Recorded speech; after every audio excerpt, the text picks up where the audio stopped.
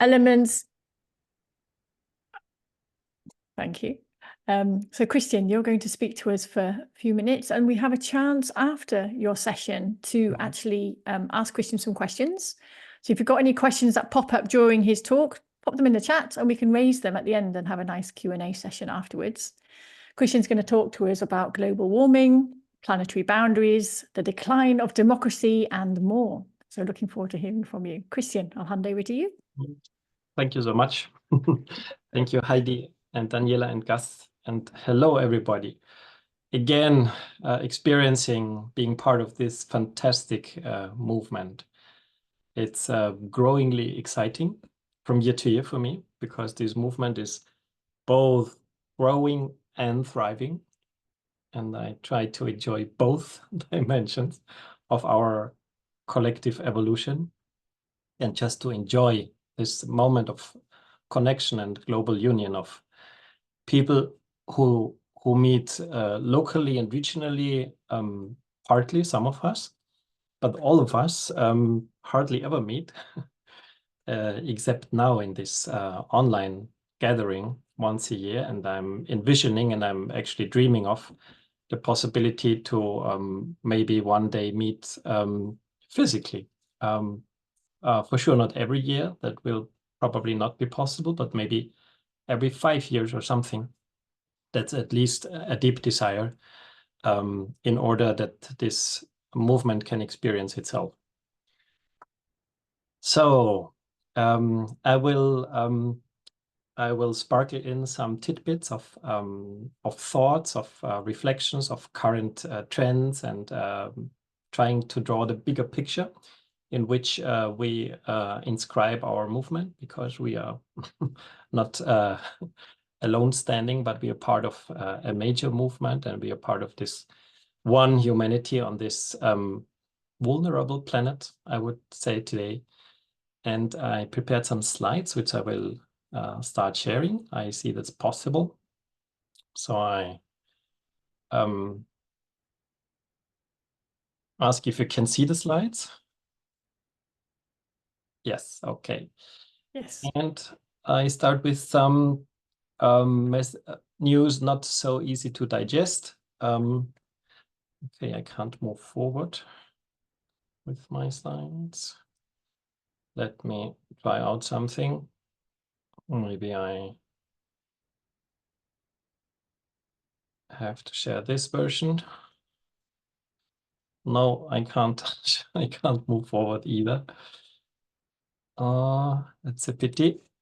So I have to do something else. Daniela or Heidi, do you want to open the slides? That's what I was just about to try. And Christian, maybe I could open your slides and screen share, and you just need to give me instructions on when to move forward.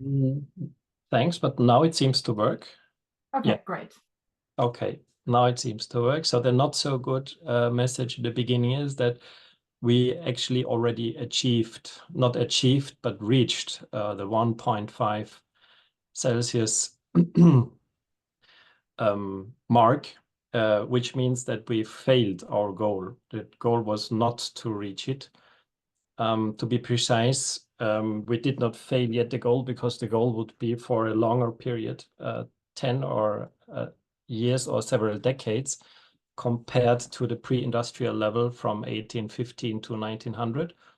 But in a 12-month consideration, we did reach it. And this moment was foreseen or forecasted for 2040. And the simple fact that we reached it already this year, early this year in 2024, is very telling how things are accelerating. And I think this is a collective experience, that things do not become ever more complex, but they become ever more complex, ever more rapidly. And although many people are talking about climate change as the most pressing ecological threat, I shifted my own narrative to emphasize less climate change, because some people stop listening to the climate change narrative, although it's totally valid, and it's becoming even more severe, as I just mentioned. But maybe a more appropriate story is the story on biodiversity, which is the planetary boundary of biosphere integrity. And I show this slide because it's a common reference of maybe most of all of those movements which we feel connected to and associated with. And still I meet people who have never seen this picture. That's interesting. But the proposal is to keep using it, but to emphasize on biosphere integrity, which has 2 dimensions, and one of the 2 dimensions is biodiversity. And why I'm proposing this? Because from the 8 million known species, one of these species, that's us, we have extinguished 1 million species over the past 150 years. And I think this story is so strong. And it's not about, is this scientifically proven or not? It's a very clear fact that the Homo sapiens species has extinct 5,000 other species per year over the past 150 years. And actually, it's so shocking that you can't even grasp it emotionally during a talk or a conference. But I invite people to try to feel this through in a calm, in a silent moment when they're maybe in nature, and just to try to feel what this means, that one species is extinguishing 5,000 species per year, every year since mid of the 19th century. And this is just a suggestion and offer how we could frame the polar crisis in which we are in. And whereas it seems impossible to achieve the 1.5 degree target, which means not to raise the temperature to that level, the 2.0 target has been achieved by ever more countries, and only this year by 13 new countries. But I'm not talking about temperature with 2.0 target. I'm talking about military expenditure. And this is a really shocking news from Stockholm International Peace Research Institute, SIPRI. You might have seen it in the news. And they just found out that last year, global military expenditure rose by almost 7%, already adjusted for inflation. And this is the highest single year increase since 2009. So we are in an extreme acceleration of militarization at a global scale. And I think we should address it. And we should address it saying this is not what mankind needs at the moment. We do not need more weapons. We need peace. We need more peace. And we should widen our narrative, including a strong perspective and case for eternal peace, as Kant dreamt of. He was courageous, bold enough to dream of and propose a vision of eternal peace. And I think we should refer to it, and we should make some mentioning how we could get closer to this scenario, rather than trying to judge armed conflicts which are highly controversial and which just create a deep divide into society. If we, instead of taking a stake on one side or another of current armed conflicts, take a stake for peace and for eternal peace, I think this could be a characterizing element of our movement. Back to these figures, NATO members account for 55% of global military expenditure, and we have 32 NATO members. So these countries, they are reaching the 2.0 target, which NATO defined in 2014. And only this year, 13 new countries will achieve this goal. And this is really concerning, because it's a crystal clear expression of countries' priorities, but assumably not of the citizens of these countries, but of the governments of these countries. So what I'm trying to speak out, it's lack of democracy, it's lack of representation of the people in the countries, that governments are going towards war, are militarizing, whereas people are longing for peace. And the vision that we should go for would be disarmament and dissolving national armies and focusing on a single UN army, and of course dissolving and ending the veto powers in the Security Council, and dissolving NATO and any other military alliance next to the United Nations. Everybody can create her own or his own vision for external peace, but we should do it when others are struggling. Should we take stake for Ukraine or Russia or Palestine or Israel? Well, this is one very worrying tendency, and the other equally worrying tendency is the loss of democracy. And first the figures and then the interpretation. I think these figures, they're not concerning, they are alarming, because why would today only 18 countries go towards more democracy, whereas in 20 years ago, in 2003, it was almost twice as many, 35. And more importantly, why are 42 countries today going towards autocracy, whereas this number was only 11 20 years ago? These are the figures of varieties of democracy from the University of Gothenburg. I already shared them last year, but the tendency continues. And another fact is that we have lost 12 out of 44 liberal democracies, which is the highest class of democracies, whereas the number of closed autocracies, which is the least level of democracy, has increased from 22 to 33 over the past 12 years.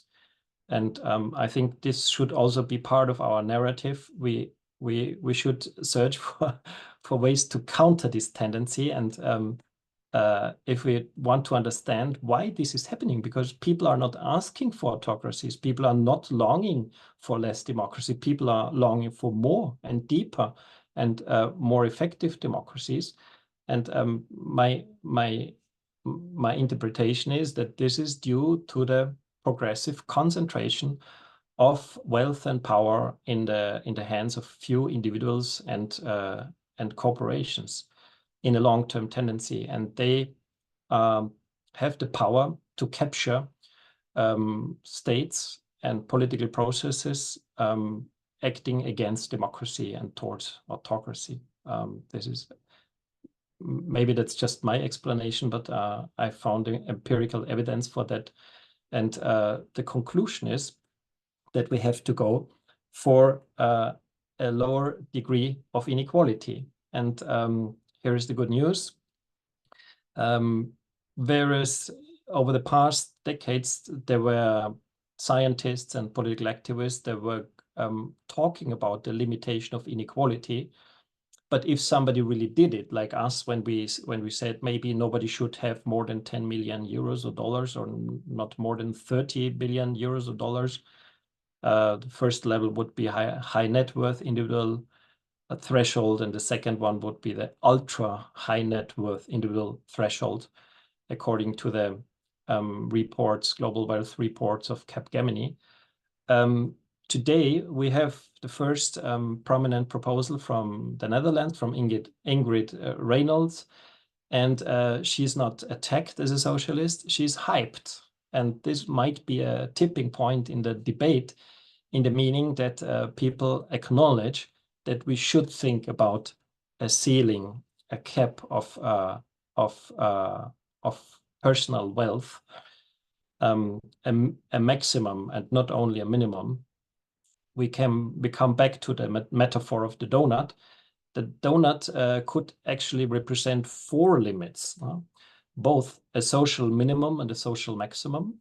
And this is proposed here. The social maximum would be a maximum income and a maximum level of personal wealth, whereas the ecological minimum and maximum, they are already inscribed and defined in the donut presented by Kate Raworth and her community.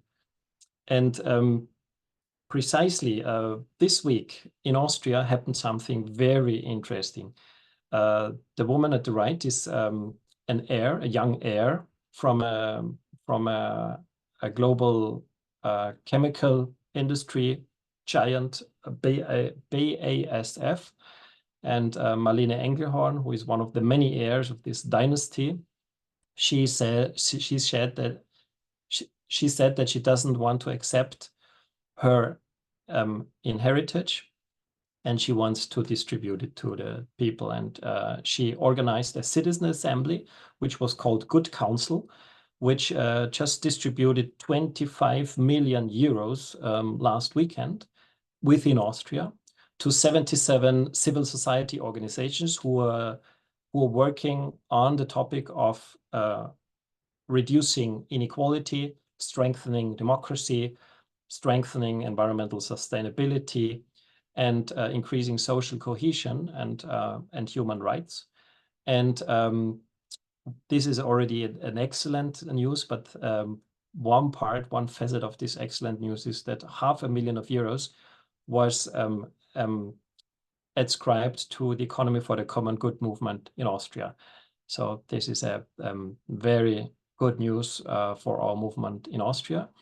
And the third learning from this experience is that now a citizen council has made a major point in our country, and we can now ask for further citizen assemblies that do not distribute money. That's always good if other heirs get contagious by this idea and distribute their excessive wealth as well. But more importantly is to think forward and to propose citizen assemblies that define maximum levels for income, for personal wealth, for inheritages, and for the size of companies. So this is what we can address. And we have an excellent instrument for that, which I'm now practicing since more than 10 years in almost 30 countries. And just because 2 weeks ago, one of the results was so reliable and so precise, I would say, and so smooth, I reshare it. Although you probably all of you know it, but if you take a look at this result from a random audience somewhere in Germany, we see 3 very, very repetitive results. First, people reject socialism and capitalism equally, while rejection of capitalism is almost always stronger than rejection of socialism. Interesting enough. But the value of resistance is most frequently at factor 10, or a factor a little bit lower, or a factor a little bit higher. This doesn't worry me, which will be the winning factor. What worries me is, or what inspires me, better said, will we have the capacity and the skills to apply this prototype in cities, in political parties, in parliaments, in countries, until the first formally legitimated citizen assembly with the explicit goal to limit inequality will be organized. I think this could be a strategic goal of our movement, because it will achieve 2 core targets at the same time: deepening democracy and limiting inequality. So I think this is a really strong vision that this will happen someday formally somewhere in the world. At the same time, I'm trying to start a scientific project in order to publish this exercise in a scientific journal with a scientifically sound and solid method. So if anybody feels addressed by this idea, you can approach me. And talking about science, this is my last point. I can't make this starting input without mentioning and referring to the last conference, which we just organized on our own, the Movement of the Economy for the Common Good, the third International Scientific Conference after Germany and Spain. It was held in the north of the Netherlands, in North Friesland, together with 2 universities of applied sciences and a research institute, Wetzel's. And we had 230 participants, which is an increase more than threefold compared to the last conference in Valencia, which was still in the pandemic, one has to consider. But I think anyone who has been there, many of you have been there, it was really inspiring, motivating, nourishing experience at all levels. Maybe not bodily, because we did not offer yoga and meditation, but this is possibly a learning for the next time. And one focus of the conference was to make those practical, those most accepted and most emblematic practical economic models visible together, not to champion ourselves, not to highlight our own proposal, but to focus on the collaboration of those other proposals of practical economic models, from the donor to social and solidary economy, from the care economy to the post-growth movement. And I think if we achieve to make us visible together, this will be one of the major boosters of our movement globally, because at the global scale, people are now watching out for which are the most promising, practical, feasible, implementable, future-fit economic models. And I think one strategic goal should be that we are part of this shortlist of future-fit economic models. And trying also connections with these other models. This is an example of a conference in Turkey. It's not at the ECGIC in Holland. And this is Erinç Sahan from the Donut Economics Action Lab. And he's responsible for the DDFB, the Donut Design for Businesses. And we agreed upon trying to map, match, and merge our instruments. At least map and match, that's for sure. Merge, we will see. And actually a project will start, and Andrea Prehn from Barcelona has already volunteered to lead this collaboration. So if you're interested in this concrete exercise of convergence, this is the word that I haven't spoken out yet, of this exercise of convergence, please contact Andrea Prehn from Barcelona. That's it. So this is just one of so many motivating highlights which our movement is proactively promoting, organizing, participating in. And I hope that these words were a little bit inspiring and not only depressing, because there are many reasons to be depressed, but there are also many reasons to be motivated. And now I'm very happy to, oh, last slide. I forgot my final message, but I implicitly said it already. With all the many diverse facets of the diamonds that I have the privilege to experience day by day, I see 3 key strategic perspectives that I really recommend to focus on. And it is a combination. It is a combination of different skills. And the first one is to really strengthen our story, to not reduce the economy for the common good to the common good balance sheet, to really paint a holistic and consistent picture and relate it to other narratives. And the second is, if we did not have our applicable, practical instrument, our vision would be practically in vain. So it's really, really important to improve and further develop and also increase the number of our practical prototypes and collaborate with as many appliers of the real life society as possible. And the last one, which I'm experiencing everywhere, from Argentina to Germany, from the Netherlands to Japan, is that our success depends so much on the capacity to build communities.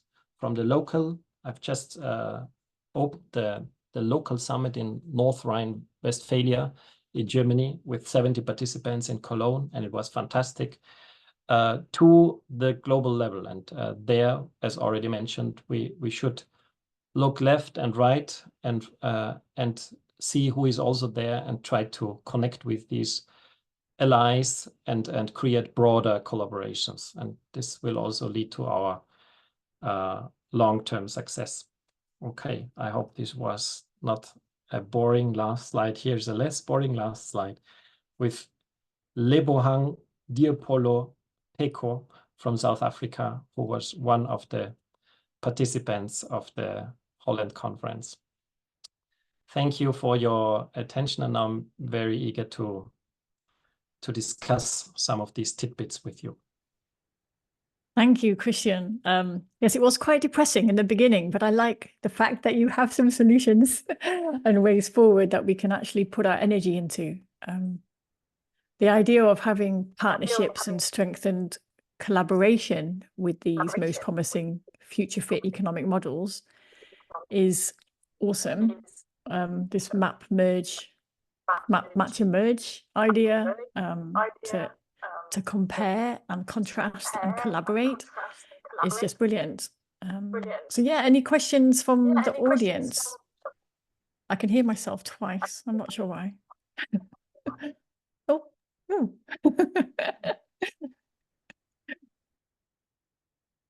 I can see in the chat, Florian and Nicholas, you've made a suggestion to initiate citizens' councils. Do you want to elaborate on that?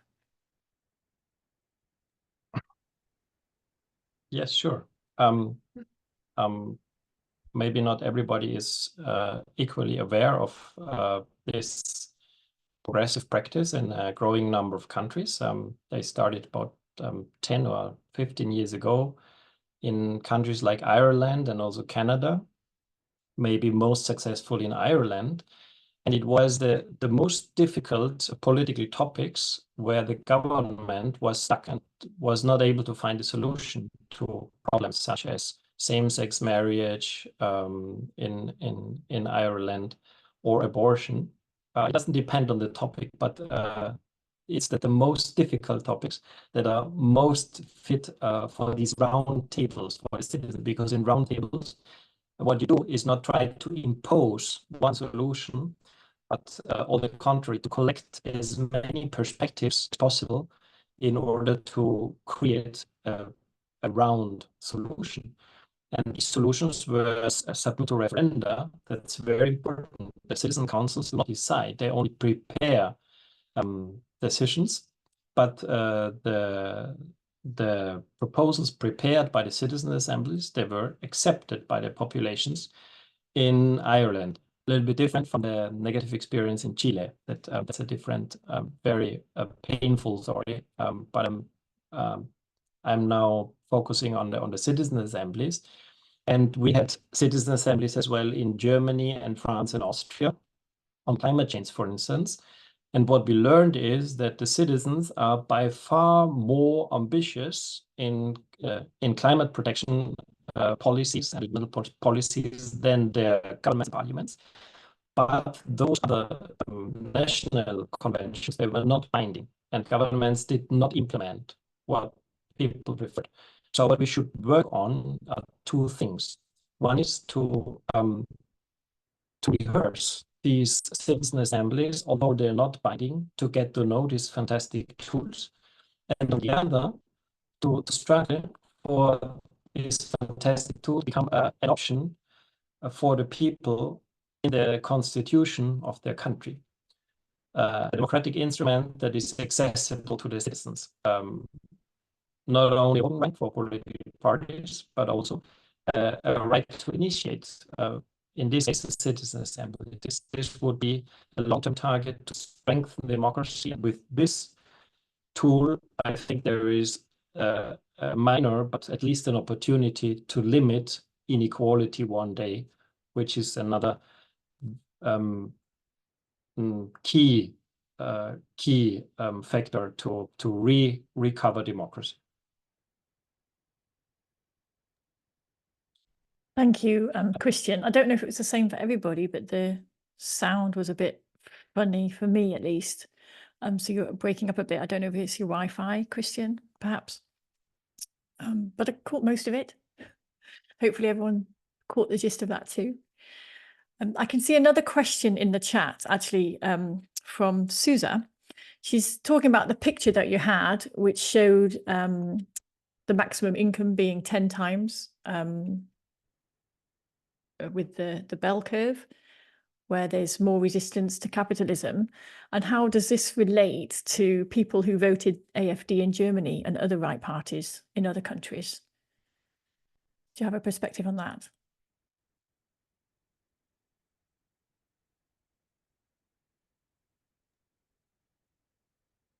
Yes, sure.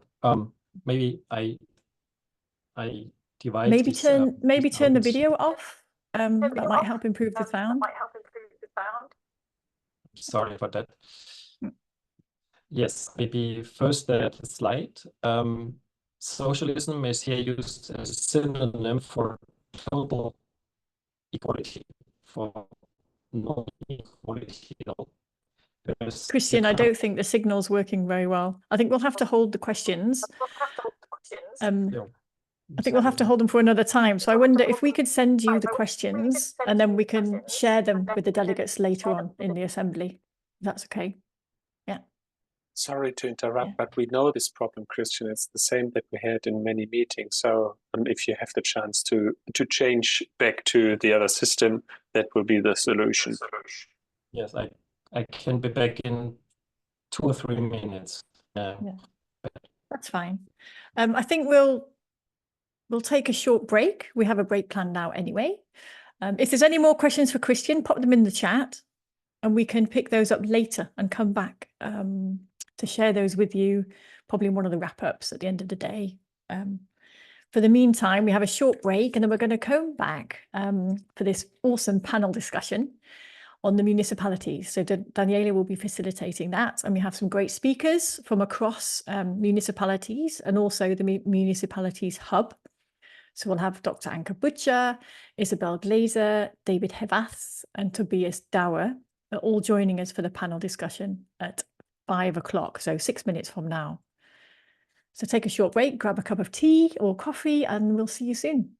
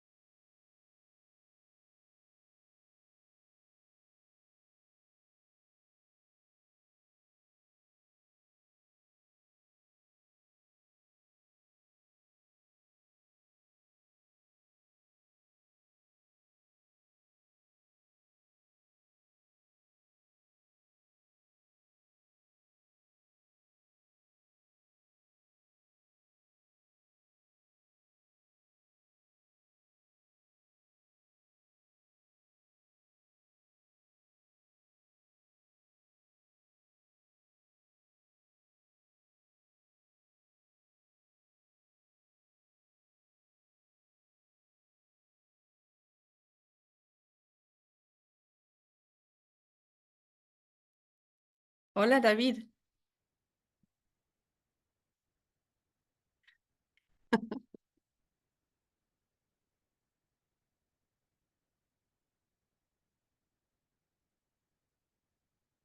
Hi. Hi, Anke. Hi, David.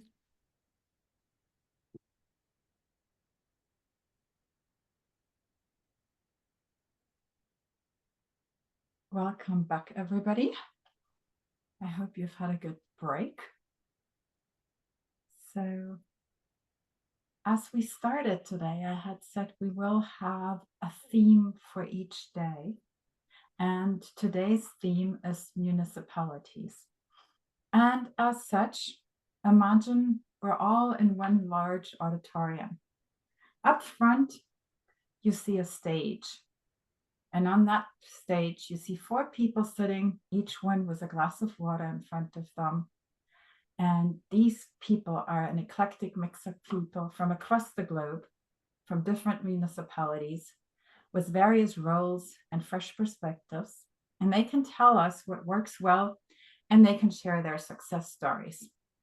So I'm happy to welcome on the stage. I will briefly introduce them to you, and they will have a panel discussion, and we would like all of you to participate and pose your questions that you have to our panel into the chat. So on our stage, we have Dr. Anke Butcher. She's in the Municipalities Hub. She's an expert for the implementation of sustainability at the organizational level and in supply chains, including municipalities. Then we also have Isabel Glaser from Göppingen, where she develops a strategy for municipalities. Göppingen, by the way, is in southwestern Germany. There she is the coordinator for the Agenda 2030, and they have something that they call the Wege Kompass, and I hope she will explain to us what that means. We also have David Hervas, I hope I've pronounced his name correctly. He is from Spain, and there he's responsible for municipalities within our movement. And he analyzes public policies and advises public administrations and companies in their preparation of sustainability reports. Next to him, we have Tobias Dauer from Germany also. He's a consultant for concepts and communications for nonprofit organizations and projects. He is in Münster, where he works on the Common Good Index and is also a representative of that. So a great round of applause for our panel. I hope you can see all of them. And Anke, I would like to ask you, as the being in the municipalities hub, why are municipalities so important for our movement? Thank you for being here. I think municipalities are the nucleus of our society. So Christian just lined out the issue about democracy. And I think in municipalities, in regions, there are all the people who kind of like they're the companies, they're the citizens, they're NGOs, they're people who work together in different contexts. And I think it's so important to address municipalities because there you can move a lot. And yeah, there you can kind of bring ESG to the people. And I'm right now sitting in a county hall. I just had a workshop with a lot of people of the municipalities in the region about a concept of the future of companies or sustainable companies and sustainable management. And we were thinking about how to support companies in the region to do sustainable management. So I think it's so important to address municipalities, first of all, because a lot of people, companies, NGOs, a lot of people live in the region and they know each other and they can support the idea of a common good and sustainability. And they can do a lot, and they can kind of support companies, they can support the people, they can be a what is this Vorbild? It's Vorbild in English. What is it?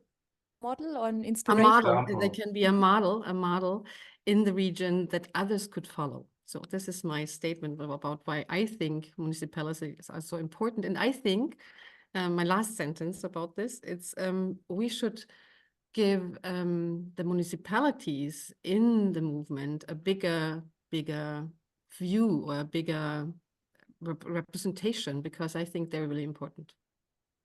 Okay, thank you so much. Now, Isabel, as far as I know, you work for municipalities. So what's your take on this? Could you also explain us, was that, I guess, your Wegekompass? What does that mean? Here we go. Yeah. So the Wegekompass in English means something like a path compass. And it is something our mayor, who was newly elected 3 years ago, and back then he was the youngest mayor of Germany with 31 years old. He said right at the beginning, he wants the municipality to have a strategy, as many other companies would have. But for a municipality, it's not that common to have one. So we have this compass, which with a vision till the year of 2035, and it is derived from the SDGs and the Agenda 2030, but more from a local perspective. So it has, let me show this. It's got 12 topic areas, beginning from climate change or your renewable energies or economy and work. That's what we defined together with the citizens and our political council. And now the big challenge is to implement it. So we've got the strategy and we are challenged to implement it. And what Frau Butcher said, and thank you for inviting me, it's exciting to be here, that we can do a lot. I totally agree. I've been here now for 4.5 years in the municipality, and the public sector is new to me. I studied international management at some point. I lived many years abroad in Peru and Latin America. So I come from a development aid context, and the global south is really important to me. And my motivation to work for the public sector is, I think we can do a lot from a local level for the global good, but that we can do a lot, many actors think so. So at least in Germany, there's now an increasing amount of tasks which are, let's say, are passed to the local level, and we are totally overworked. So it's really difficult to motivate colleagues to open their mind and to take on even more tasks, or to understand a new model, or even the vision. We've got this vision, and at the beginning they were really motivated, and now when it's about the implementation and to really have a long breath, it's hard to really make it happen. And now, just a few weeks ago in southern Germany, we had elections the very same day as the EU elections. It was our municipal elections, and our far-right party, the AfD, has won more seats in Göppingen as well. Before they had 4 out of 40 seats, and now they have 7 out of 40 seats. So right now our mayor, he's really careful whenever he mentions this strategy, because it's a political delicate issue. So we're I agree that we are really important and we could do a lot more, and we are important for societal transformation, but yeah, it's not a piece of a cake. Okay, well, thank you very much. That's very interesting insight you're giving us. And just a reminder to all of us, we have these translators working in the background. We should speak a bit slowly so that they can pick up, because English uses less words than German and Spanish. So we need to give them a chance to fill in the words. Now, David,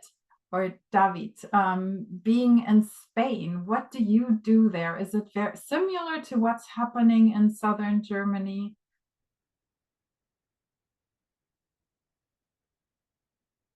Could you please unmute yourself? Sorry. Good afternoon to everybody. And, yes, now we can. Well, in Spain, we are working parallel to the south of Germany, and we are working parallel to the rest of the municipalities' international movement. Because I work with Anke, with Ulrike, with Philip, with many colleagues that are working in different places in the world. All are working with municipalities. So we are always trying to work together, to walk in the same or similar paths. The difference, obviously, is because not all countries, not all the municipalities that hear about ECG is or are in conditions to take the movement, take the ideas, and give form in the local level as quickly as other. So normally we try to put to the service of the municipalities and to tell them, here you have a model, here you have some tools, and we can go as fast as you can. Enjoy the journey and don't think about arrive quickly to any objective. This is a long-term project when you start to think in the point of view of ECG in a local level. So we are working more or less as other colleagues, but with the more or less velocity or for the difference speed. Sorry, Speed. Thank you, Isabella. Thank you. Different speed, but more or less in the same path. Okay, thank you very much. Now, Tobias, what do you experience in your position and role?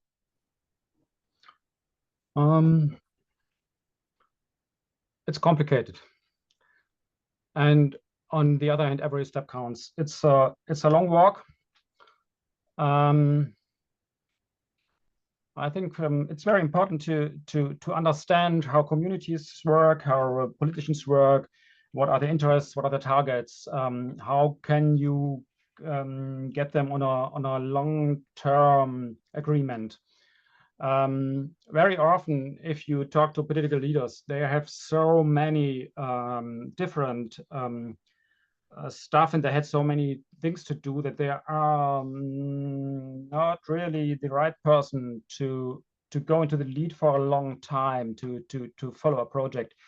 So you need people like Isabel Glaser in Göppingen, who are their profession is to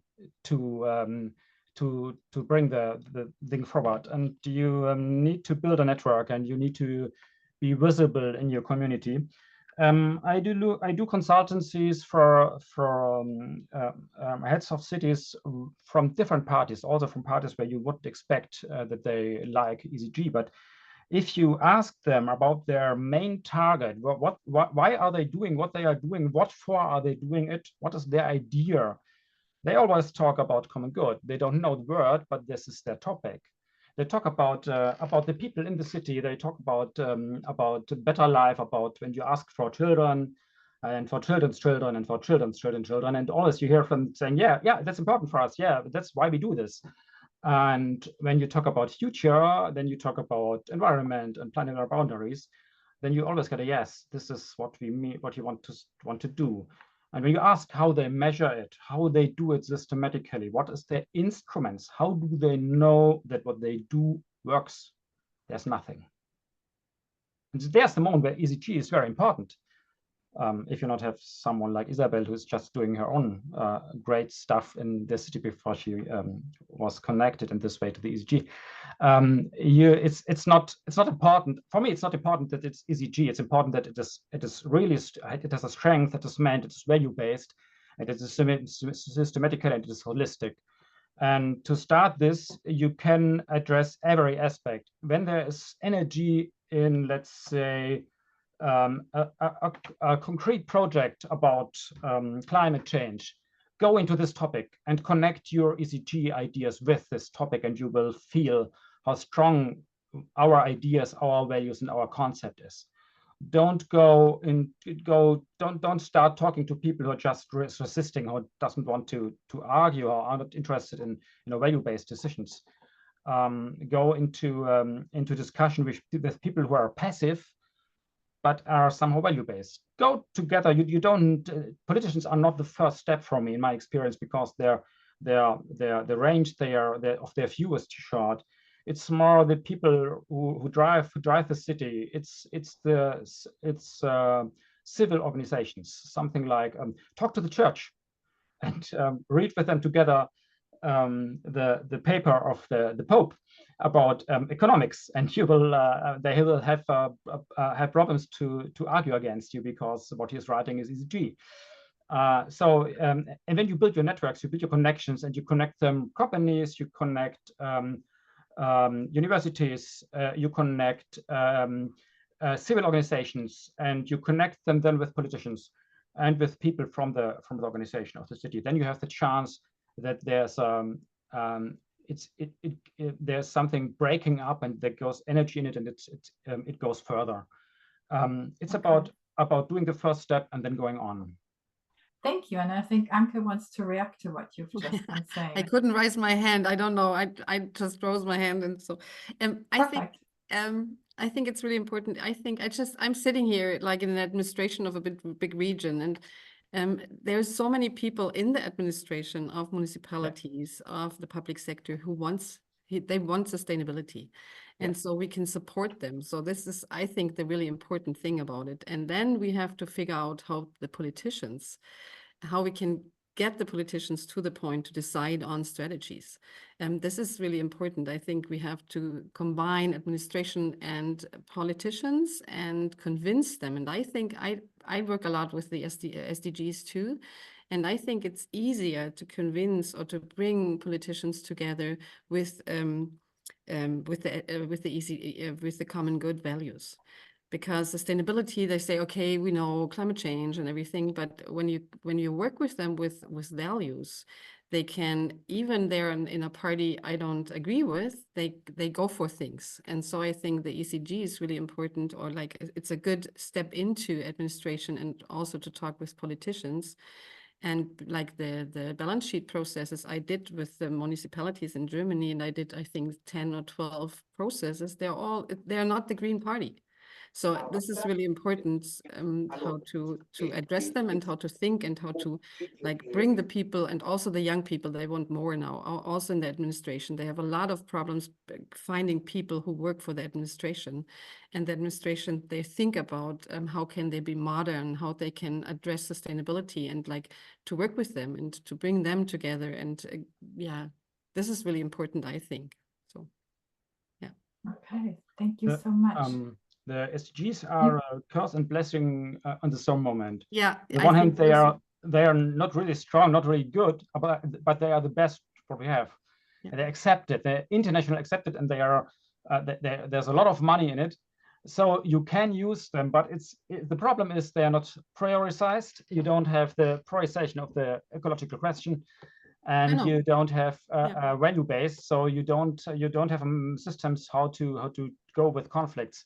So I think this is great that they are there, and they are a problem because they are not. You have to set a process around them. I think this is our entry door, because in Germany, at least, a lot of municipalities go for SDGs because the government is kind of pushing the SDGs. But like to think about ECG and SDGs, and how like the value-based approach is kind of a other approach, and how they can kind of align the ECG with the SDGs, because some politicians says they have to do it. So I think it's really important to promote ECG first, the common good, and then to help them to address the SDGs with the approach of the ECG. So this is my approach. We have a question here from the audience. How do we bring closer or strengthen the link between municipalities and the local chapters of our movement? And can you share success stories that we could learn from? Do you have any good examples? Like should I say? Yes, So, I like, guess. I'm Yeah. in the group and in Hamburg, in the northern part of Germany. And we did a lot of lobbying with the city of Hamburg. And so and also with the Green and the Red Party. And so we did a lot of lobbying for the ECG. And then they decided in the coalition contract to bring, like, one state-owned company should do the balancing process with ECG. So this is the connection. So you have to kind of go and do lobbying and go and call them, talk with them, go for the meetings they are public, so then you can combine it. And I have a lot of people. I think they're really, like, the groups, and like, I know the regional groups are really strong, addressing communities or municipalities. Like in Germany, at least I know. I don't know. Okay, maybe we could hear right away from Isabel. How did it happen for you? So we've got a local chapter, and I think it's more or less 8 to 10 members. And the majority of their members also belong to the Green Party, which then, if you have a conservative council, is not an advantage. Plus, you have a Green mayor who is then attacked by the conservative councillors. So then this makes it a lot more difficult, because then they're like a tiny fraction, and they did their lobbying, but basically with the Green Party and a bit with the Social Democrats. And they did achieve that our municipal companies would elaborate an ECG report, but there was no intrinsic motivation. And we even had invited Christian Felber last October. It just went into, how do you say, desert. Okay. So I think it very much depends on each municipality. What is the political situation? Who are the actors? Who are the members of the local chapter? But what we do now, they've come here just a month ago, and we tried to make a match of the Wegekompass with the ECG matrix. So sometimes it's not even necessary to have it like a huge campaign on everyone knowing about the ECG, or even difficult to digest and to understand. And then if we are also just about to make this known, but we try, because I'm looking for report framing, because we have to present once a year to the council an annual report. To also, Tobias Dauer was talking about measurements. So far, as a municipality, we don't have a good monitoring. We don't have any monitoring at all. So we try to make a match, and it doesn't have to be like wide known. I mean, obviously we would put there, if we choose the matrix, the ECG in the report, but it wouldn't have to be like a big story. Okay, thank you so much. So now we've heard 2 experiences from Germany. How was it in Spain, David? Could you elaborate on that a little bit for us, please? Well, in Spain, we are trying to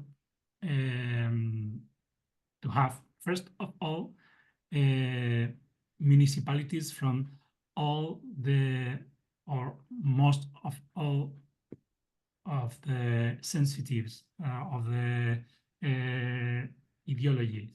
So we are in 10 years ago, we are trying to put contact with the Partido Socialista, the Socialists, the Popular Party, Ciudadans, that is a liberal, central, moderate party.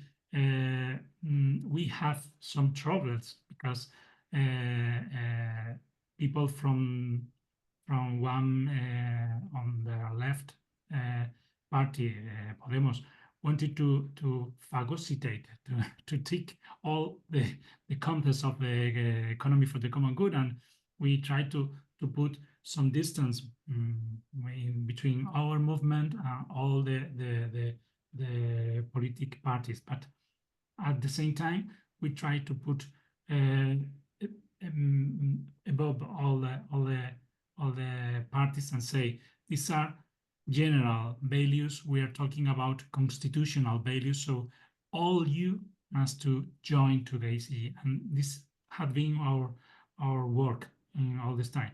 Actually, we have municipalities from the left to the right, in the center, and I think that it is important that no political party take the majority or the supremacy or the most important. So we are in this, and you don't have to, or you can't get into.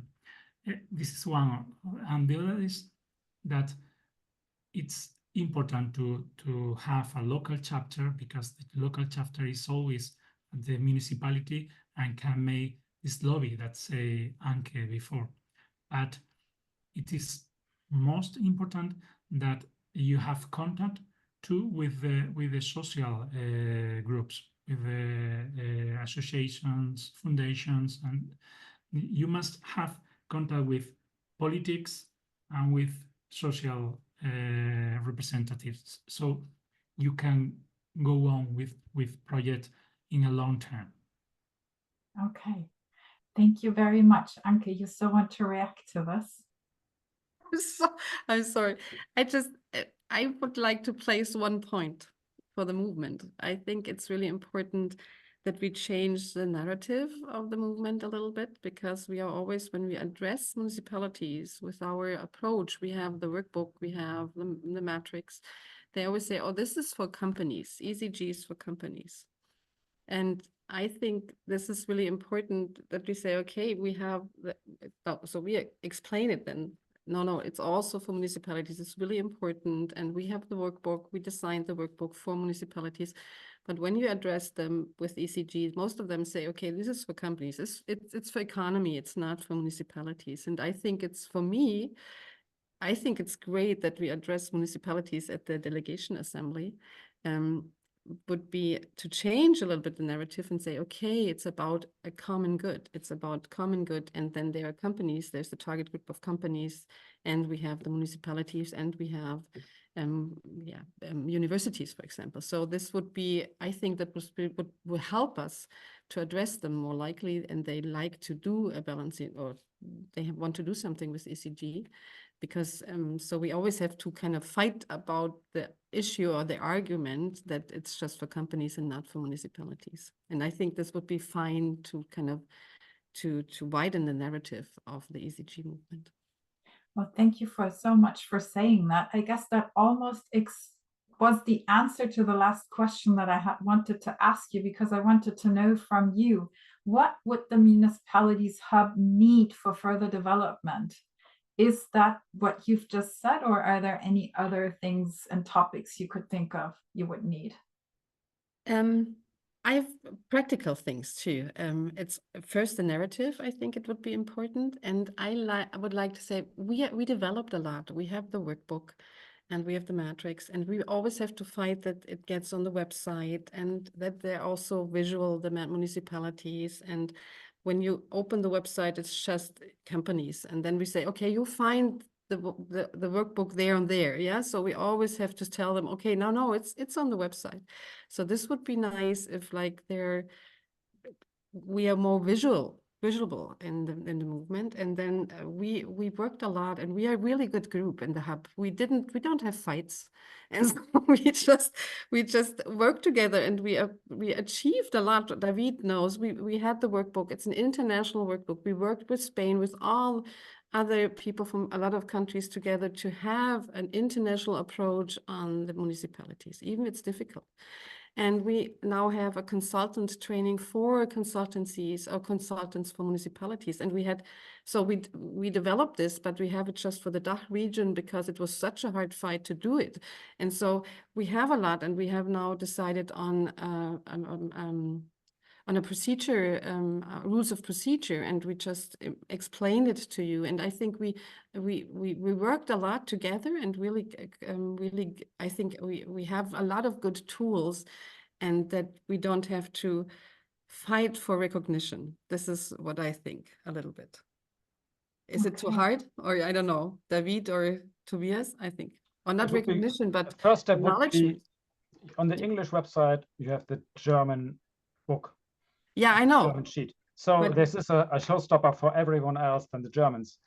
I think Yeah, this but is- we have it in English, but it's not published. Yeah, It's exactly. always difficult to get Yeah, it into the so system. this is a showstopper for every country, for every other country than the German countries, But because we you go on have the the website. workbook in German, in English. So Yeah, but you can't. You don't see it. You don't see that it's existing. I know it exists, but it's not there.